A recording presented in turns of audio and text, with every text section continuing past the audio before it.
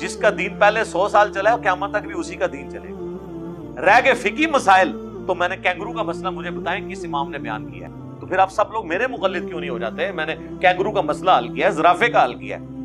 زرافہ بھی بہیمۃ الانام میں آتا ہے، اس کا بھی کھر کٹا ہوا ہوتا ہے، وہ بھی مویشیوں میں آتا ہے. زرافہ حلال ہے. یہ میرے سے پہلے اگر امام حنیفہ، امام شافعی، امام بن حنبل، امام مالک نے یہ بتایا تو بتائیں. یہ میں ساری باتیں کر رہا ہوں آپ کا دماغ کھولنے کے لیے، کو اپنی عزت کرانے کے لیے نہیں. نہ ہوئے گا کلپ کٹ لے وچوں بڑا کے لینا دینا میرے بھائی. تسی لیندے ہو چندے اپنی ویڈیوز دے اگینسٹ، ننگی عورتاں دے ویڈیو اشتہار چلاندے ہو. میں تو کچھ بھی نہیں لے رہا. ہمارے تو آفیشیل چینل کی کمائی جو ہے 4 سے 5 ملین ہے مہینے کی، اگر ہم یہ حرام خوریاں شروع کر دیں.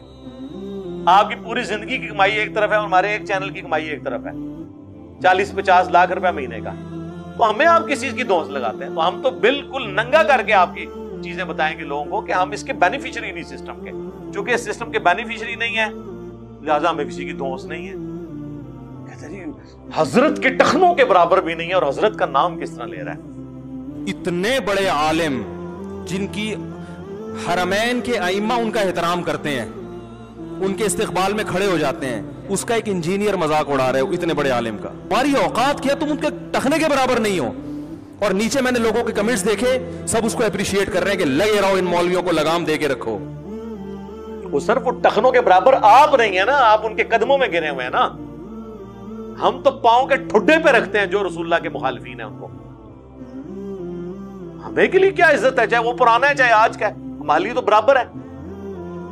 بخاری مسلم کی حدیث ہے کہ اس نے ایمان کی حلاوت چکھ لی جو اللہ اور اس کے رسول کو پوری کائنات میں سب سے بڑھ کر محبوب رکھے، اور اس کی دشمنی اور دوستی کا معیار اللہ کی ذات ہو، اور کفر کی طرف لوٹایا جانا اس کے لیے اتنا مشکل ہو جائے جتنا زندہ آگ میں چلنا. تو میرے بھائی ہمارے لیے تو یہ ہمارے ایمان کا مسئلہ ہے. تو آپ لوگوں نے اپنے بزرگوں کے بارے میں کلیم کیا جی وہ تو حضور علیہ السلام بلکہ ایسے ایسے لطیفے بنائے ہوئے ہیں، بیٹھ کے سنا رہے ہوتے ہیں خود ساختہ. وہ جی ایک انگریز ملا، اس نے کہا شکر الحمدللہ آپ کے پاس امام حنیفہ تھے ورنہ تو آپ کے نبی کا دین ضائع ہو جاتا. کاش عیسائیوں میں بھی کوئی امام حنیفہ پیدا ہوا ہوتا تو آج عیسائیت تو محفوظ ہوتی. یہ کفری عقیدہ ہے. اللہ تعالیٰ نے دین کو محفوظ کیا ہے، خود کسی کا محتاج نہیں ہے دین. اور تقلید تو آپ کرتے ہیں فقہی مسائل میں، وہ بھی چند ایک مسائل کے اندر.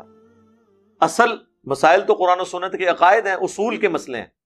ان میں سے بھی اکثر اجماع امت سے ثابت ہیں، اجتہاد تک تو بات جاتی نہیں ہے.